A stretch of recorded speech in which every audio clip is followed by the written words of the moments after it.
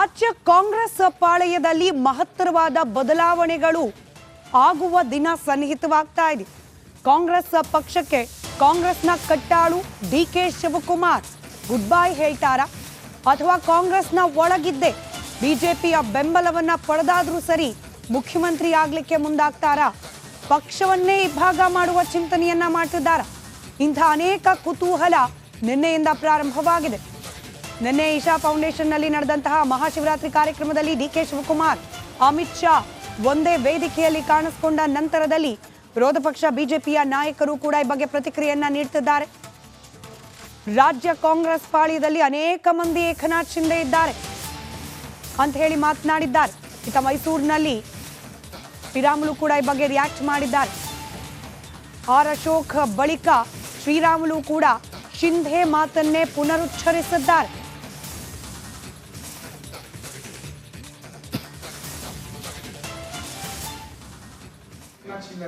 ಭಾಳ ಜನ ಇದ್ದಾರೆ ಕಾಂಗ್ರೆಸ್ಸಲ್ಲಿ. ಏಕನಾಥ್ ಶಿಂದೆ ಅವರು, ಅದರಲ್ಲಿ ಡಿ ಕೆ ಶಿವಕುಮಾರ್ ಅವರು ಒಬ್ರು ಇರ್ಬೋದು. ಅವ್ರು ಹೇಳಿದಾರಲ್ಲ, ನನ್ನ ಉಪಯೋಗ ಮಾಡ್ಕೊಳ್ಳಿ ಅಂತ ಇವತ್ತು ಸಲಹೆ ಕೊಟ್ಟಿದ್ದಾರೆ ಎಲ್ಲರಿಗೂ, ಇಡೀ ಕರ್ನಾಟಕದ ಜನತೆಗೆ ನನ್ನಲ್ಲಿರೋ ಟ್ಯಾಲೆಂಟನ್ನು ಉಪಯೋಗ ಮಾಡ್ಕೊಳ್ಳಿ ಅಂತ ಹೇಳಿದ್ದಾರೆ ಅಲ್ವಾ ನಾರಾಯಣ ಸ್ವಾಮಿ? ಭಾಳ ಜನ ಇದ್ದಾರೆ ಕಾಂಗ್ರೆಸ್ಸಲ್ಲಿ. ಏಕನಾಥ್ ಶಿಂದೆ ಅವರು, ಅದರಲ್ಲಿ ಡಿ ಕೆ ಶಿವಕುಮಾರ್ ಅವರು ಒಬ್ರು ಇರ್ಬೋದು. ಅವ್ರು ಹೇಳಿದಾರಲ್ಲ, ನನ್ನ ಉಪಯೋಗ ಮಾಡ್ಕೊಳ್ಳಿ ಅಂತ ಇವತ್ತು ಸಲಹೆ ಕೊಟ್ಟಿದ್ದಾರೆ ಎಲ್ಲರಿಗೂ, ಇಡೀ ಕರ್ನಾಟಕದ ಜನತೆಗೆ ನನ್ನಲ್ಲಿರೋ ಟ್ಯಾಲೆಂಟನ್ನು ಉಪಯೋಗ ಮಾಡ್ಕೊಳ್ಳಿ ಅಂತ ಹೇಳಿದ್ದಾರೆ ಅಲ್ವಾ ನಾರಾಯಣ ಸ್ವಾಮಿ? ರಾಜಕಾರಣ ಅಂದ ತಕ್ಷಣ ಯಾರೇ ಇರಲಿ ಯಾರೇ ಹೋಗಲಿ ಅದೊಂದು ಹರಿತಾ ಇರುವಂಥ ನೀರಿದ್ದಂತೆ ರಾಜಕಾರಣ. ರಾಜಕಾರಣದಲ್ಲಿ ನಾವು ನೋಡ್ತಾ ಇದ್ದೀವಿ, ಎಲ್ಲ ಒಂದು ಕಡೆ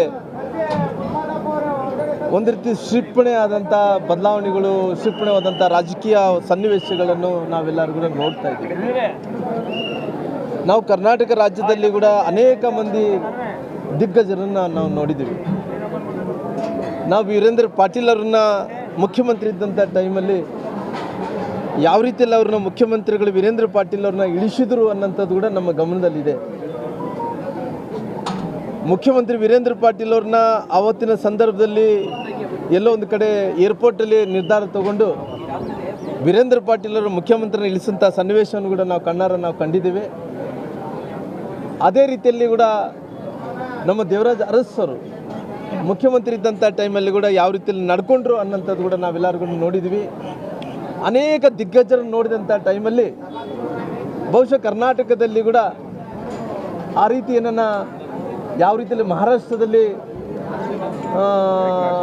ಏಕನಾಥ್ ಶಿಂದೆ ಅವ್ರದ್ದು ಪರಿಸ್ಥಿತಿ ಅಂದ್ರೆಗಿನ ಏಕನಾಥ್ ಶಿಂದೆ ಅವ್ರದ್ದು ಯಾವ ರೀತಿಯಲ್ಲಿ ಒಂದು ಕ್ಷಿಪಣಿಯಾದಂಥ ಬದಲಾವಣೆಗಳಾಯಿತು, ಆ ರೀತಿಯನ್ನು ಡೆವಲಪ್ಮೆಂಟ್ ಆಗ್ಬೋದು ಅನ್ನೋಂಥದ್ದು ನಮ್ಮೆಲ್ಲರೂ ಕೂಡ ಒಂದು ರೀತಿ ಎಲ್ಲೋ ಒಂದು ಕಡೆ ನಮಗೆ ಕಾಣ್ತಾ ಇದೆ. ಮತ್ತಷ್ಟು ಡೀಟೇಲ್ಸ್ ಮೈಸೂರು ಪ್ರತಿನಿಧಿ ವಿನೋದ್ ನೀಡ್ತಾ ಹೋಗ್ತಾರೆ, ನೇರ ಸಂಪರ್ಕದಲ್ಲಿದ್ದಾರೆ. ವಿನೋದ್, ಆಶ್ಚರ್ಯ ಅಂದರೆ ಏಕನಾಥ್ ಶಿಂದೆಯನ್ನ ಕಂಪೇರ್ ಮಾಡ್ಕೊಂಡು ಮಾತನಾಡ್ತಿದ್ದಾರೆ ಬಿಜೆಪಿ ನಾಯಕರು. ಏಕನಾಥ್ ಶಿಂದೆ ಮಹಾರಾಷ್ಟ್ರದಲ್ಲಿ ಬಿಜೆಪಿ ಜೊತೆ ಕೈ ಜೋಡಿಸಿ ಮುಖ್ಯಮಂತ್ರಿ ಆದರು. ಅಂದರೆ ರಾಜ್ಯ ಬಿಜೆಪಿಯ ನಾಯಕರು ಡಿಸೈಡ್ ಮಾಡಿಬಿಟ್ಟಿದ್ದಾರೆ ಡಿ ಕೆ ಶಿವಕುಮಾರ್ ಅವರು ಬಿಜೆಪಿ ಜೊತೆ ಕೈ ಜೋಡಿಸಿ ಬಿಜೆಪಿ ಬೆಂಬಲ ಪಡ್ಕೊಂಡು ಮುಖ್ಯಮಂತ್ರಿ ಆಗ್ತಾರೆ ಅಂತ.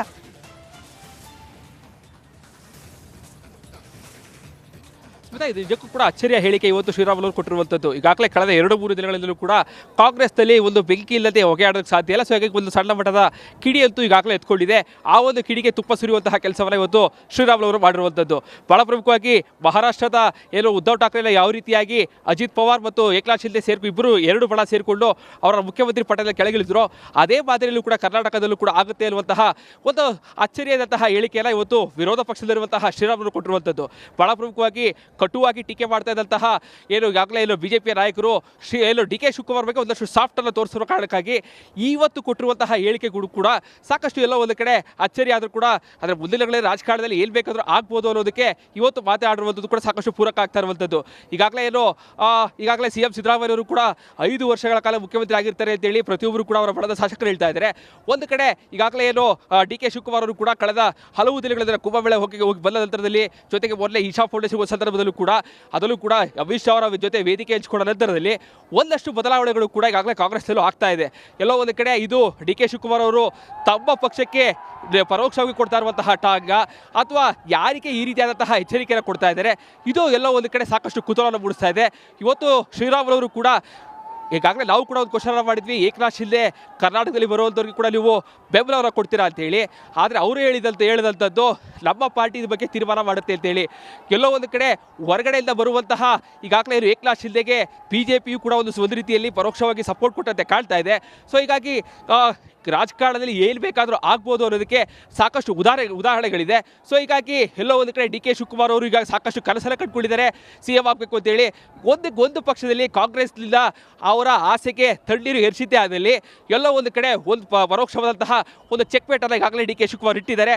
ಸೊ ಹೀಗಾಗಿ DK ಶಿವಕುಮಾರ್ ಶತಾಯಗತವಾಗಿ CM ಆಗಲೇಬೇಕು ಅಂತ ಕನಸನ್ನು ಕಟ್ಕೊಂಡಿದ್ರೆ ಈ ರೀತಿಯಾದಂತಹ ಅಚ್ಚರಿಯ ಬೆಳವಣಿಗೆಗಳು ಮುಂದಿನ ದಿನಗಳಲ್ಲಿ ಕರ್ನಾಟಕದಲ್ಲಿ ಆಗೋದ್ರಲ್ಲಿ ಯಾವುದೇ ರೀತಿಯಾದಂತಹ ಅನುಮಾನಗಳಿಲ್ಲ. ಸ್ಮಿತಾ. ಓಕೆ ವಿನೋದ್, ಗಮನಿಸ್ತಾ ಇದೀವಿ ಈಗಾಗಲೇ ಹೈಕಮಾಂಡ್ ಈ ಭಿನ್ನಮತಕ್ಕೆ ತೇಪೆ ಹಚ್ಚೋದಕ್ಕೆ ಟೈಮ್ ಕೊಡ್ತಾ ಇತ್ತು, ಎಲ್ಲರಿಗೂ ಖಡಕ್ ವಾರ್ನಿಂಗ್ ಅನ್ನ ಕೊಡ್ತಾ ಇತ್ತು. ಈ ಮಧ್ಯೆ ಶಿಂದೆ ಅಂತವ್ರನ್ನ ಕರ್ಕೊಂಡ್ ಬರ್ನಿ ಅನ್ನೋದಕ್ಕೆ ಪರ್ಮಿಷನ್ ಯಾವಾಗ ಕೊಡ್ತು, ಅದಕ್ಕೆ ಯಾವ ಬಗ್ಗೆ ಫೋಕಸ್ ಮಾಡ್ತು ಅನ್ನೋ ಪ್ರಶ್ನೆ ಕೂಡ ಮೂಡ್ತಾ ಇದೆ.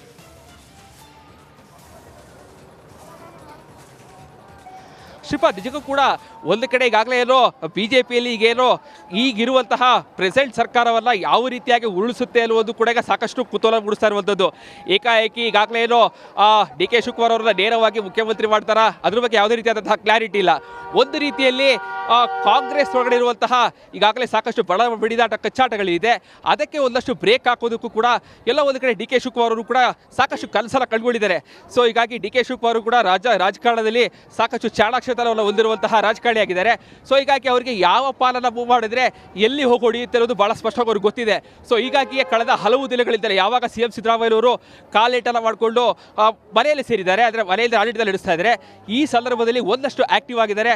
ಸಾಕಷ್ಟು ಪಾಲಿಟಿಕ್ಸ್ಗಳನ್ನ ಅವರದೇ ಆದಂತಹ ಚಾಣಾಕ್ಷದಲ್ಲಿ ಮೂವ್ ಮಾಡ್ತಾ ಇರುವಂಥದ್ದು. ಎಲ್ಲೋ ಒಂದು ಕಡೆ ಶತಾಯಗತ ಈ ಬಾರಿ ಅವರು ಮುಖ್ಯಮಂತ್ರಿ ಆಗೋದಕ್ಕೆ ಸಾಕಷ್ಟು ಕನಸನ್ನು ಕಂಡುಕೊಂಡಿದ್ದಾರೆ, ಜೊತೆಗೆ ಆಗಲೇಬೇಕಾದಂತಹ ತೀರ್ಮಾನವನ್ನು ಮಾಡಿಕೊಂಡಿದ್ದಾರೆ. ಸೊ ಇವೆಲ್ಲವನ್ನು ಗಮನಿಸ್ತಾ ಹೋಗೋದಾದರೆ ಈ ನಡೀತಾ ಇರುವಂತಹ ಬೆಳವಣಿಗೆಗಳು, ಜೊತೆಗೆ ಅಮಿತ್ ಶಾ ಅವರು ಜೊತೆ ವೇದಿಕೆಯನ್ನು ಹಂಚಿಕೊಳ್ತಾರೆ ಅಂತಂದರೆ ನಿಜಕ್ಕೂ ಕೂಡ ಒಂದು ರೀತಿಯಲ್ಲಿ DK ಶಿವಕುಮಾರ್ ಅವರಿಗೆ ಅದರ ಪರಿಣಾಮಗಳು, ಅದರಿಂದ ಆಗುವಂತಹ ಪರಿಣಾಮಗಳು ಎಲ್ಲವೂ ಆಗ್ತಾ ಇದೆ. ಎಲ್ಲೋ ಒಂದು ಕಡೆ ಇದು DK ಶಿವಕುಮಾರ್ ಅವರು ತಮ್ಮ ಪಕ್ಷಕ್ಕೆ ಪರೋಕ್ಷವಾಗಿ ಕೊಡ್ತಾ ಇರುವಂತಹ ಟಾಂಗ, ಅಥವಾ ಯಾರಿಗೆ ಈ ರೀತಿಯಾದಂತಹ ಎಚ್ಚರಿಕೆಯನ್ನು ಕೊಡ್ತಾ ಇದ್ದಾರೆ, ಇದು ಎಲ್ಲೋ ಒಂದು ಕಡೆ ಸಾಕಷ್ಟು ಕುತೂಹಲ ಮೂಡಿಸ್ತಾ ಇದೆ. ಇವತ್ತು ಶ್ರೀರಾಮುಲು ಕೂಡ ಈಗಾಗಲೇ ನಾವು ಕೂಡ ಒಂದು ಕ್ವಶನ್ ಮಾಡಿದ್ವಿ, ಏಕನಾಥ್ ಶಿಂದೆ ಕರ್ನಾಟಕದಲ್ಲಿ ಬರುವಂಥವ್ರಿಗೆ ಕೂಡ ನೀವು ಬೆಂಬಲವನ್ನ ಕೊಡ್ತೀರಾ ಅಂತೇಳಿ. ಆದರೆ ಅವರು ಹೇಳಿದಂಥದ್ದು ನಮ್ಮ ಪಾರ್ಟಿ ಇದ್ರ ಬಗ್ಗೆ ತೀರ್ಮಾನ ಮಾಡುತ್ತೆ ಅಂತೇಳಿ. ಎಲ್ಲೋ ಒಂದು ಕಡೆ ಹೊರಗಡೆಯಿಂದ ಬರುವಂತಹ ಈಗಾಗಲೇ ಏಕನಾಥ್ ಶಿಂದೆಗೆ BJPಯು ಕೂಡ ಒಂದು ರೀತಿಯಲ್ಲಿ ಪರೋಕ್ಷವಾಗಿ ಸಪೋರ್ಟ್ ಕೊಟ್ಟಂತೆ ಕಾಣ್ತಾ ಇದೆ. ಸೊ ಹೀಗಾಗಿ ರಾಜಕಾರಣದಲ್ಲಿ ಏನು ಬೇಕಾದರೂ ಆಗ್ಬೋದು ಅನ್ನೋದಕ್ಕೆ ಸಾಕಷ್ಟು ಉದಾಹರಣೆಗಳಿದೆ. ಸೊ ಹೀಗಾಗಿ ಎಲ್ಲೋ ಒಂದು ಕಡೆ DK ಶಿವಕುಮಾರ್ ಅವರು ಈಗ ಸಾಕಷ್ಟು ಕನಸನ್ನು ಕಟ್ಕೊಂಡಿದ್ದಾರೆ, CM ಆಗಬೇಕು ಅಂತೇಳಿ. ಒಂದು ಪಕ್ಷದಲ್ಲಿ ಕಾಂಗ್ರೆಸ್ನಿಂದ ಅವರ ಆಸೆಗೆ ತಣ್ಣೀರು ಎರಚಿದ್ದೇ ಆದಲ್ಲಿ ಎಲ್ಲೋ ಒಂದು ಕಡೆ ಒಂದು ಪರೋಕ್ಷವಾದಂತಹ ಒಂದು ಚೆಕ್ಮೇಟನ್ನು ಈಗಾಗಲೇ DK ಶಿವಕುಮಾರ್ ಇಟ್ಟಿದ್ದಾರೆ. ಸೊ ಹೀಗಾಗಿ DK ಶಿವಕುಮಾರ್ ಶತಾಯಗತವಾಗಿ CM ಆಗಲೇಬೇಕು ಅಂತ ಕನಸನ್ನು ಕಂಡುಕೊಂಡಿದ್ರೆ ಈ ರೀತಿಯಾದಂತಹ ಅಚ್ಚರಿಯ ಬೆಳವಣಿಗೆಗಳು ಮುಂದಿನ ದಿನಗಳಲ್ಲಿ ಕರ್ನಾಟಕದಲ್ಲಿ ಆಗೋದ್ರಲ್ಲಿ ಯಾವುದೇ ರೀತಿಯಾದಂತಹ ಅನುಮಾನಗಳಿಲ್ಲ. ಸ್ಮಿತಾ. ಓಕೆ ವಿನೋದ್, ಗಮನಿಸ್ತಾ ಇದೀವಿ ಈಗಾಗಲೇ ಹೈಕಮಾಂಡ್ ಈ ಭಿನ್ನಮತಕ್ಕೆ ತೇಪೆ ಹಚ್ಚೋದಕ್ಕೆ ಟೈಮ್ ಕೊಡ್ತಾ ಇತ್ತು, ಎಲ್ಲರಿಗೂ ಖಡಕ್ ವಾರ್ನಿಂಗ್ ಅನ್ನ ಕೊಡ್ತಾ ಇತ್ತು. ಈ ಮಧ್ಯೆ ಶಿಂದೆ ಅಂತವ್ರನ್ನ ಕರ್ಕೊಂಡ್ ಬರ್ನಿ ಅನ್ನೋದಕ್ಕೆ ಪರ್ಮಿಷನ್ ಯಾವಾಗ ಕೊಡ್ತು, ಅದಕ್ಕೆ ಯಾವ ಬಗ್ಗೆ ಫೋಕಸ್ ಮಾಡ್ತು ಅನ್ನೋ ಪ್ರಶ್ನೆ ಕೂಡ ಮೂಡ್ತಾ ಇದೆ.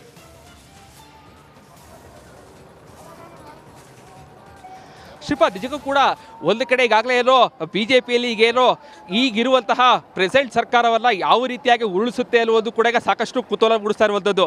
ಏಕಾಏಕಿ ಈಗಾಗಲೇ ಏನೋ DK ಶಿವಕುಮಾರ್ ಅವರನ್ನ ನೇರವಾಗಿ ಮುಖ್ಯಮಂತ್ರಿ ಮಾಡ್ತಾರಾ, ಅದ್ರ ಬಗ್ಗೆ ಯಾವುದೇ ರೀತಿಯಾದಂತಹ ಕ್ಲಾರಿಟಿ ಇಲ್ಲ. ಒಂದು ರೀತಿಯಲ್ಲಿ ಕಾಂಗ್ರೆಸ್ ಒಳಗಡೆ ಇರುವಂತಹ ಈಗಾಗಲೇ ಸಾಕಷ್ಟು ಬಡ ಬಿಡಿದಾಟ ಕಚ್ಚಾಟಗಳಿದೆ, ಅದಕ್ಕೆ ಒಂದಷ್ಟು ಬ್ರೇಕ್ ಹಾಕೋದಕ್ಕೂ ಕೂಡ ಎಲ್ಲ ಒಂದು ಕಡೆ DK ಶಿವಕುಮಾರ್ ಅವರು ಕೂಡ ಸಾಕಷ್ಟು ಕನಸನ್ನು ಕಂಡುಕೊಂಡಿದ್ದಾರೆ. ಸೊ ಹೀಗಾಗಿ DK ಶಿವಕುಮಾರ್ ಅವರು ಕೂಡ ರಾಜಕಾರಣದಲ್ಲಿ ಸಾಕಷ್ಟು ಚಾಣಾಕ್ಷತನವನ್ನು ಹೊಂದಿರುವಂತಹ ರಾಜಕಾರಣಿಯಾಗಿದ್ದಾರೆ. ಸೊ ಹೀಗಾಗಿ ಅವರಿಗೆ ಯಾವ ಪಾಲನ್ನ ಮೂವ್ ಮಾಡಿದ್ರೆ ಎಲ್ಲಿ ಹೋಗಿ ಹೊಡೆಯುತ್ತೆ ಅನ್ನೋದು ಬಹಳ ಸ್ಪಷ್ಟವಾಗಿ ಅವ್ರಿಗೆ ಗೊತ್ತಿದೆ. ಸೊ ಹೀಗಾಗಿಯೇ ಕಳೆದ ಹಲವು ದಿನಗಳಿಂದಲೇ ಯಾವಾಗ CM ಸಿದ್ದರಾಮಯ್ಯನವರು ಕಾಲೇಟನ್ನು ಮಾಡಿಕೊಂಡು ಮನೆಯಲ್ಲಿ ಸೇರಿದ್ದಾರೆ, ಅಂದರೆ ಮನೆಯಲ್ಲಿ ಆಡಳಿತದಲ್ಲಿ ನಡೆಸ್ತಾ ಇದ್ದಾರೆ, ಈ ಸಂದರ್ಭದಲ್ಲಿ ಒಂದಷ್ಟು ಆಕ್ಟಿವ್ ಆಗಿದ್ದಾರೆ. ಸಾಕಷ್ಟು ಪಾಲಿಟಿಕ್ಸ್ಗಳನ್ನ ಅವರದೇ ಆದಂತಹ ಚಾಣಾಕ್ಷದಲ್ಲಿ ಮೂವ್ ಮಾಡ್ತಾ ಇರುವಂಥದ್ದು.